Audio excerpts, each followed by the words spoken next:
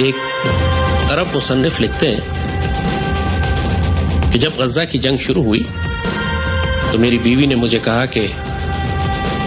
جب غزہ کی جنگ ختم ہوگی تو ہم غزہ سے بہت سارے فلسطینی بچے لے آئیں گے اور ان کی اپنے گھر میں اپنے بچوں کے ساتھ پرورش کریں گے. تو وہ عرب مصنف لکھتے ہیں کہ میں نے گھر والی سے کہا کہ جب غزہ کی جنگ ختم ہو جائے گی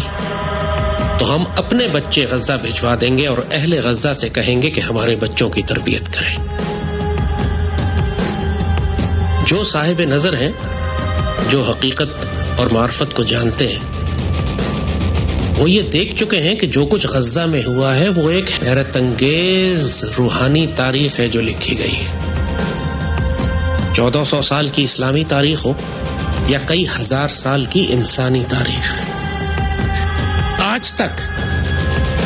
انسان کی جنگی تاریخ میں کبھی ایسا نہیں ہوا کہ ایک اتنی چھوٹی سی قوم اتنے چھوٹے سے محدود علاقے میں قید ہو کر اس سرفروشی اور جانثاری اور جانبازی کے ساتھ عالمی طاقتوں کا مقابلہ کرے، اپنے آپ کو تباہ کروا لے، پوری قوم ہجرت پہ مجبور ہو جائے اور ہتھیاروں کا کوئی تقابل نہ ہو، ایک طرف لٹرلی تیر کمان ہو اور دوسری جانب ایٹمی ہتھیار. اس کے باوجود وہ چھوٹی سی سرفروش جماعت ہتھیار ڈالنے سے انکار کر دے اور دشمن کو اپنی شرائط پر گھٹنوں پر لے کر آئے اور اپنے علاقے کو آزاد رکھے. انسانی تاریخ میں آج تک ایسا نہیں. اور جن لوگوں نے یہ کمال کیا ہے، جن لوگوں کے ذریعے اللہ نے یہ معجزہ کر کے دکھایا، یہ جغرافیائی سیاست کا معجزہ ہے. دنیا ششدر ہے، حیران ہے،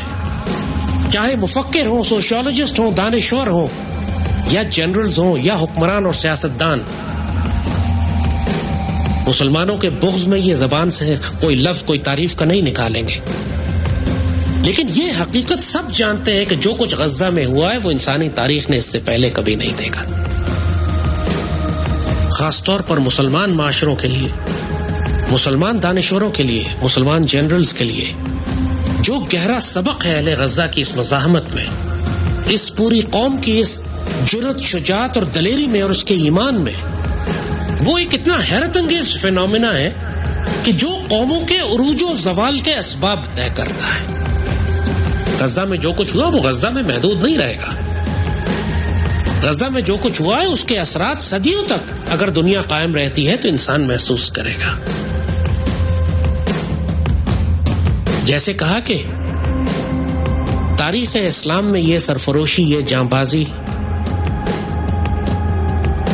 یہ اپنے آپ کو فدا کرنے کی خواہش، یہ غیرت، یہ دلیری، یہ شجاعت، تاریخ اسلام میں اس سے پہلے کبھی اس کی کوئی مثال نہیں ملتی. آپ صحابہ کرام کے بارے میں کہہ سکتے ہیں کہ وہ بہت دلیر اور شجاعت والے، اور سیدی رسول اللہ کے صحابی، اس میں کوئی شبہ نہیں کہ صحابہ کرام سے مقابلہ کیا ہی نہیں جا سکتا کسی بھی مسلمان قوم کا. اور جو کچھ اہل غزہ نے کیا ہے وہ ہمیں صحابہ کی یاد کرا دیتا ہے، اس سرفروشی اور جانبازی کی، کہ جو اس وقت ناقابل یقین واقعات آپ دیکھتے تھے کہ کہاں ایک چھوٹی سی مسلمان فوج نکلتی ہے عرب سے اور روم اور پرشین امپائرز کو تباہ کر کے رکھ دیتی ہے. جو غیرت اور دلیری کہ جب ایران کا بادشاہ بلاتا ہے مسلمان قاصد کو تو مسلمان قاصد اکڑ کر اپنے نیزے سے اس کا قالین کاٹتا ہوا اس کے سامنے جا کر کھڑا ہو جاتا ہے. نہ اس کے رعب میں آتا ہے، نہ اس کے خوف میں آتا ہے، نہ دبدبے میں آتا ہے، اور اس کو کھل کے دعوت دیتا ہے کہ اسلام قبول کرو ورنہ ہم تم سے تلوار سے فیصلہ کریں گے. اب سوچیں کہ ایک گڈریا، ایک چرواہا ریگستان سے نکل کر آتا ہے اور ایران کے بادشاہ کے سامنے کھڑا ہو کر کہتا ہے، ناقابل یقین باتیں لگتی ہیں، ناقابل یقین باتیں لگتی ہیں. وہ لوگ نعوذ باللہ دیوانے نہیں تھے، انہیں کسی بات کا یقین تھا،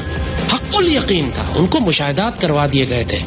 ان کو تاریخ اور تقدیر بتا دی گئی تھی. اسی لیے وہ اتنے کانفیڈنٹ تھے کہ ان کو معلوم تھا کہ ہم نے رومن اور پرشین امپائرز کو تباہ کر دینا. پورے تمام صحابہ یہ بات جانتے تھے کہ سیدی رسول اللہ نے حضرت سراقہ کو فرمایا ہوا ہے کہ کسرا کے کنگن تمہارے ہاتھوں میں آئیں گے. غزوہ خندق کے موقع پہ جب چاروں طرف سے فوجوں نے گھیرا ہوا تھا اور قرآن کہتا ہے کہ کلیجے اچھل کر حلق میں آ رہے تھے، اس وقت سیدی رسول اللہ نے فرما دیا تھا کہ روم اور کسرا اور پرشین اور رومن امپائر جو ہے وہ تمہارے پیروں تلے روندی جائے گی. تو صحابہ کو تو کوئی شک نہیں تھا. وہ فیتھ، وہ یقین، وہ ایمان، وہ کانفیڈنس جو سیدی رسول اللہ کے اوپر اس امت اور اس جماعت کو تھا، وہ وجہ تھی کہ اس جماعت نے وقت کی سپر پاورز کو شکست دی. اور آج صدیوں بعد ہم وہی ایمان، وہی یقین، وہی توکل، وہی بھروسہ، وہی جرأت اور سیدی رسول اللہ سے وہی تعلق غزہ میں دیکھ رہے ہیں جس نے وقت کی سپر پاورز کو شکست دی. سوچو راولپنڈی جتنا جیسے کہا کہ علاقہ ہے چھوٹا سا، 6 ایٹم بم کے برابر وہاں پر انہوں نے بارود گرایا. غزہ میں ایک عمارت سیدھی کھڑی نہیں ہے، 4-5 لاکھ مسلمان شہید اور زخمی ہو گئے. چھوٹا سا قید خانہ ہے، وہ چاروں طرف دیواریں لگی ہوئی ہیں، ایک طرف سمندر ہے. اس قید خانے کے اندر بند کر کے اس قوم کے اوپر جب پوری دنیا کی بڑی بڑی دجالی طاقتوں نے اپنے جدید ترین ہتھیار اس کے ساتھ 15 مہینے 1 سال سے زائد ان کے اوپر اس طرح بمباری کرتے رہے